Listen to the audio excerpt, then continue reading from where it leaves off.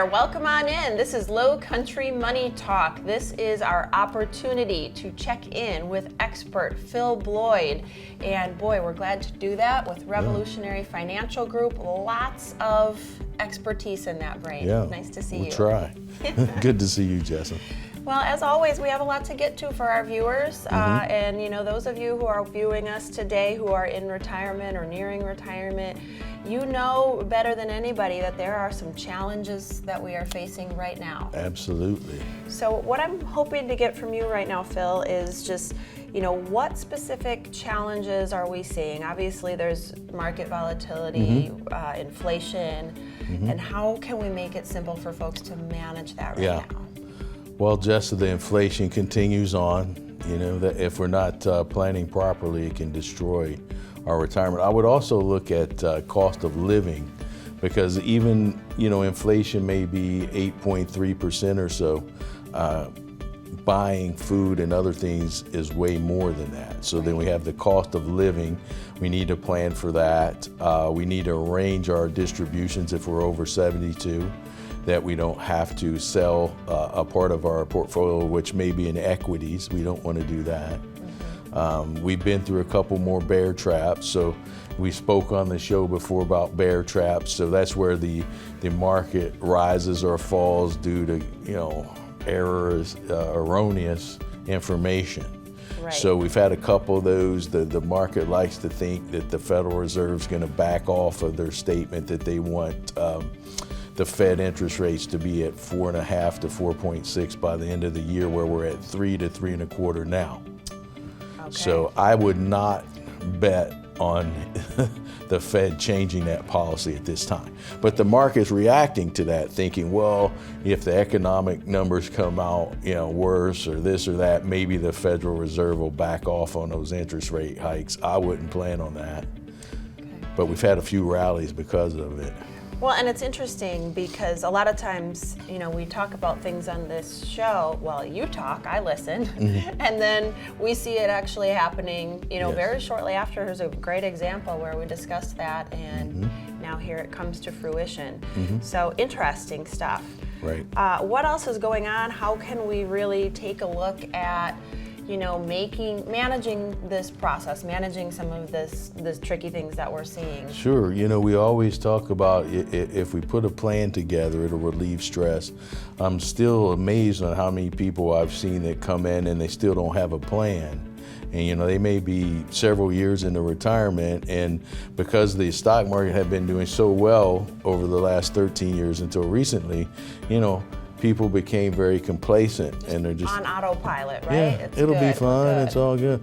And then, when we start having some bumps and some waves, and the market is gonna go down periodically. We talk about that. At least, in a 10-year span, you're gonna have a pretty decent bear market, and people seem to, wait to plan until we're already in that situation. So if we get ahead of it a little bit, I think that would be the idea.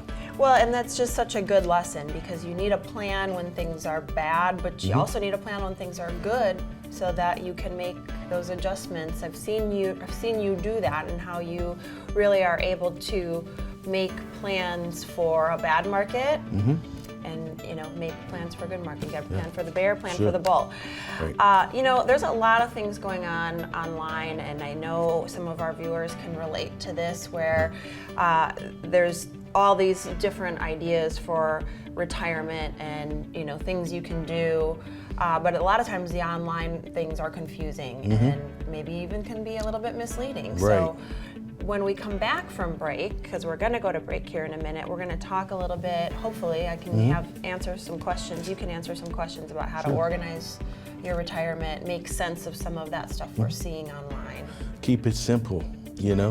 Everybody's going to be a little different, but we can lay the framework, and inside the framework we can have things that are laid out a little bit differently for an individual based upon their income needs and things of that nature. So it doesn't have to be complex, and it shouldn't be complex. Okay, so you need a plan, but we're going to organize, we're going to keep it simple, simplify your retirement. We're going to learn more about that when we come back from break on Lowcountry Money Talk.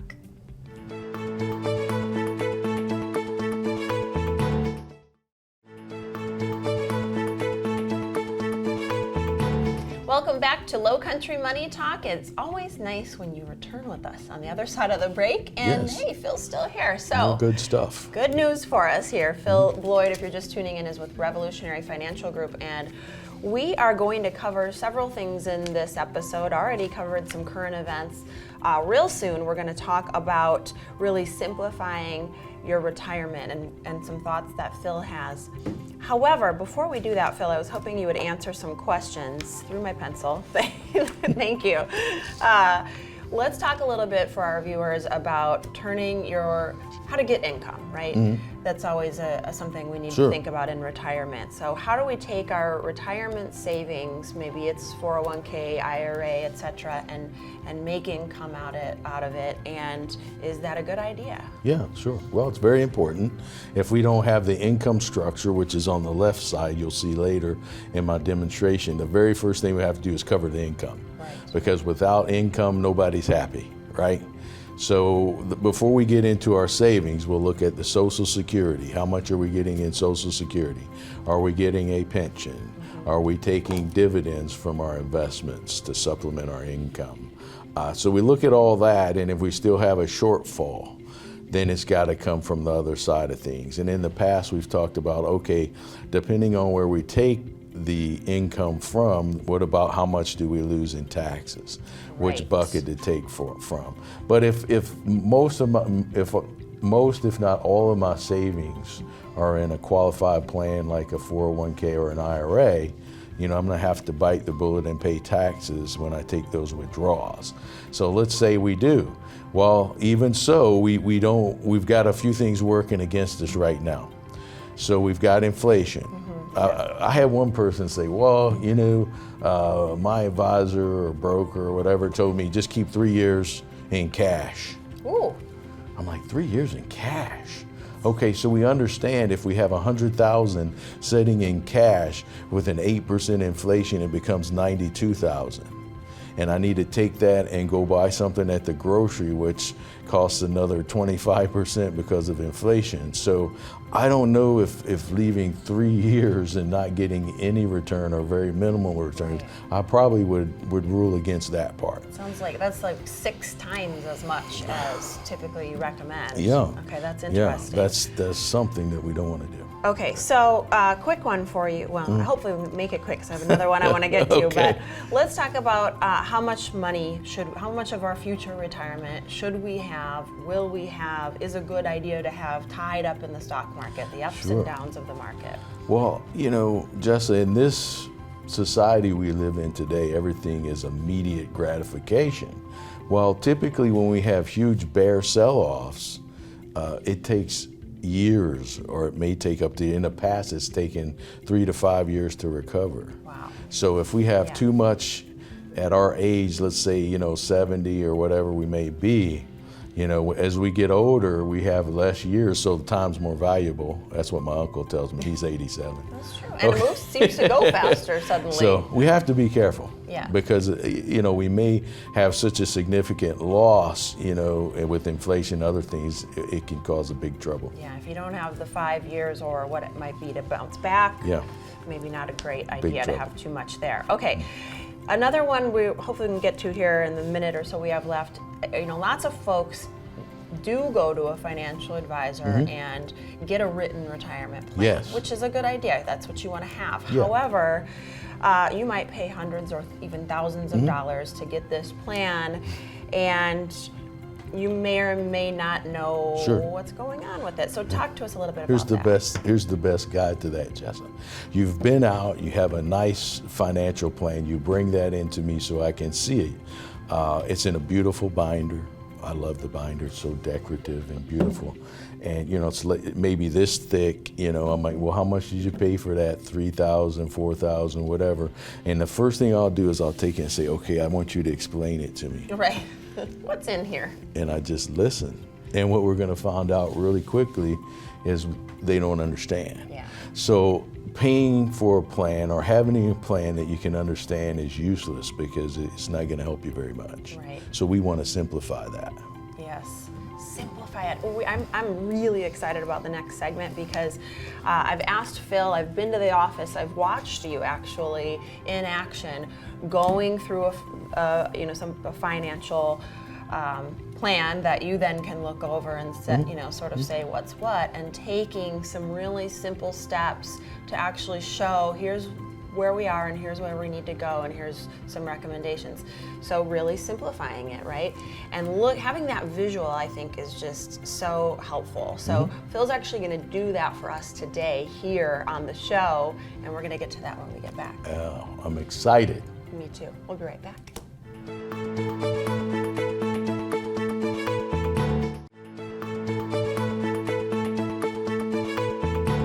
Okay, the time has arrived here on Lowcountry Money Talk to break it down for you. And when I say that, I mean really Phil's going to break it down for you. Phil Bloyd, of course, with Revolutionary Financial Group. We are here. We've been talking about a lot of things on this show. Hope you've been paying attention because it's a lot of information we're trying to get in. But one of the things I'm really excited about is Phil is actually going to demonstrate an example. So I got to see him do this in action, and I was extremely impressed. So we talk about the financial plan and really doing a risk assessment.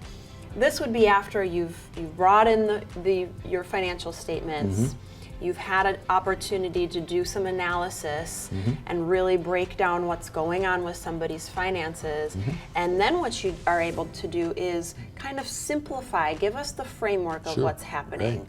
We're going to try and do that for you today. The Smiths are made up in this case, but it's not your neighbor. Tell us what we're looking at. Okay, so the first thing we want to do, Jess, is if we're building a home, we want a nice foundation. I think we all agree upon that. Definitely, yeah. This is the foundation. We want to keep it simple. The very first thing we want to do is look at your current income. This is what keeps mama happy, keeps the bills paid. Yes. So where are we at? We have Social Security coming in, we have a pension coming in. So in this case, we have about $6,000 a month in reoccurring income. So right now, that's covering the bills we don't really need anymore. Okay? Right. That's a good thing. All right, what about our emergency fund? We talked earlier, hey, we don't want to have too much stashed away. We're not getting any return on investment, and inflation is kind of eating it down, right? So we want to make sure we have about 5 months expenses. In this case, the expenses are $5,000 a month. So we've got $30,000. We're going to keep that handy, and a checking, savings, money market, something like that. So it'll be about $30,000 there. So that takes care of our current income, and our emergency fund, we're all set. Okay. So we're not too worried about things. So income is looking good. We're solid there. All right. Okay. So then, Phil, what do I do with all this money I have invested in IRAs then? Because I've got this covered. I really don't need it. So let's just throw it away.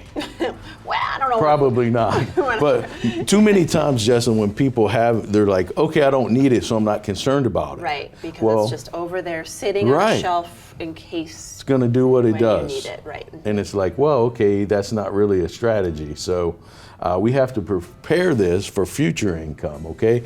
Because as time goes by, we're 70 now, eventually we're going to be 72. We're going to have to do required minimum distribution. We're going to have to take the income whether we need it or not. So what I say, we base it on age. I'm going to say the average age of the Smiths, or the Smith couple here, is 70. So I really only want about 30% in equity growth, okay? Now what I haven't done here, Jessa, I haven't listed what financial tools we're going to use. I'm just planning the framework right now. Okay, so this is the big category. Yeah. Underneath might be all of the tools. Right, there'll be tools, financial tools. What is a financial tool? A lot of times people may come to our seminar and they're like, well, you didn't talk about stocks, or you didn't talk about ETFs, or you didn't talk about mutual funds, or this or that. Those are all tools. Well, I'm trying to get the foundation laid first, then we'll talk about what tools we want to use to fill the category. Right. So right now we're just saying equity growth. This could be the part of our savings that we have tagged to grow with stocks. This will be our risk part, we could say. Right. You know, that's going to be volatile. You know, that's what boom, boom, gives you some palpitations or something. Okay. Fluctuation. Right. So we're at the risk part, and then we'll go over the tools later, and maybe we'll go over them here, but preferably, because they're different, people have different tolerances, I like to see them in the office before we determine that, okay? Right. Now, the larger part of the portfolio, that needs to be in the low risk, especially I'm 70. So I've saved all this money my entire life. I'm not working anymore. I don't have any more going in my 401k, no more payroll deductions, none of that stuff. So this has to last me, okay? Right. So I have to be extremely careful. So in this case, we want the 70%, the rule of 100, we want the 70% to be in low risk financial tools. Yes. And again, we can talk about those tools later, but the characteristic is that if we're in a bear market as we are now, that these would not fluctuate much, if any. We want these to kind of hang in there. Stay solid. Okay, we'll break this down a little bit more, maybe after the break, answer some questions. But I do want to make sure our viewers are aware that you can actually have the team do this for your finances. So you can call the office. Rachel will answer the phone, take care of you. You can do a risk assessment on your own finances, a portfolio analysis. They will do that for you, bring you in and break it down for you. And this is kind of like you said, the framework, and then you get into the details later. So I think it's a brilliant way to just have everything laid out, know what's happening, and understand where we need to make adjustments. Simple. Simple, I love it. Another simple thing to do would be to stick around, because we've got one more segment for you after the break on Lowcountry Money Talk.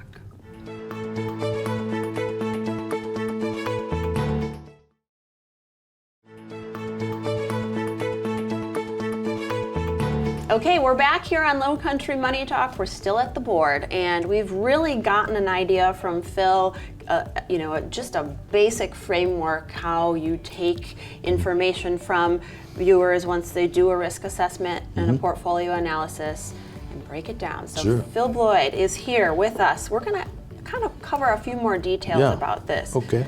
What I would love for you to do, Phil, if you would, is a little bit break down the rule of 100. We've kind of had to breeze through that for time's sake, but Smiths are average age 70, and you explained a little bit about why we've got this much in equity growth and this much in the lower risk category. So the Smiths are 70. So I want to take that 70, I want to subtract it from 100. And then I only want the difference to be at risk. Reason being, the market that we're currently in, the Standard & Poor's 500 index currently is down 20%, maybe a little bit more than that. So that would mean if this is just average, of course we all want to be better than average, but that would be down $40,000. Right. If I had the whole amount invested in the S&P 500, and that would be 140,000 that we would be down. So we don't want that, right? Right. So Which maybe if you're 50 or 40, you could withstand those changes. Well, you have more money going in, so your dollar cost averaging too. Right. There's no more money going in here, and at age 72, it's actually going to start coming out. So the worst thing we would want is to have to take money out of an asset that's devaluing because of market conditions. So the ideal in most, well, let's just go to the bear market of 2008. It took 5 years for that index to get back. Okay. So that means just to get back to that number took 5 years. So what we want to do when we get in that bear market, and now let's say I'm going to advance the Smiths and say they're 72, I don't want to be taking withdrawals out of this part of the portfolio. I want to take them here because on average it's going to take 5 years to rebuild that back to where it was. So we don't want to bother those funds currently. We want to let them set a bit, okay? Right. So that's the kind of the concept. Now, this is just the foundation. And it's like, well, that's not a written plan. Well, the written plan comes later. So when we speak to people, now they understand what we're doing. We've got the income covered. We've got, usually when people come in to see me, Jess, they're way overly invested for their age. They have way too much down here. And that's what causes them the pain when we're in the market that we're in. And they're like, oh my, this and that, I'm 75. Okay. Yeah. So let's not do that. Let's not get into there. Now, we do have some repair methods that we can use now. That's for another show. But if the best thing is preventative maintenance to make sure we don't get in that situation. And by having the good foundation, that will prevent that situation from happening in the first place. Now, once we have the foundation all taken care of, Then we start talking about which financial tools fit you individually, what you like, what you don't like, how it works, and this and that. So we'll take meetings and go over that. And you say, I like this, I don't like that, and so forth and so on. Then we'll start filling in the financial tools. Then we can do the written plan that takes into account historical rates of returns and all these things, and then how much you're taking out and inflation and all this, and we'll see how long your income is projected to survive. I love this approach. I love the way you do make it simple. You give us the framework and then the collaboration of the different tools and how you're going to fill in these categories, I just think is brilliant. So for our viewers who are watching, 2 great things for you to do. One is try and do this for yourself, and you can do this for yourself by calling the office and having a risk assessment and a portfolio analysis, go through this process with Phil and his team. Second is make sure you tune into Lowcountry Money Talk. We're going to do this again. We'll talk about it. We'll keep talking, giving some great financial advice. I'm learning a lot. Phil, thank you so much. Oh, thank you. And thank you for watching. We'll see you next time. All right.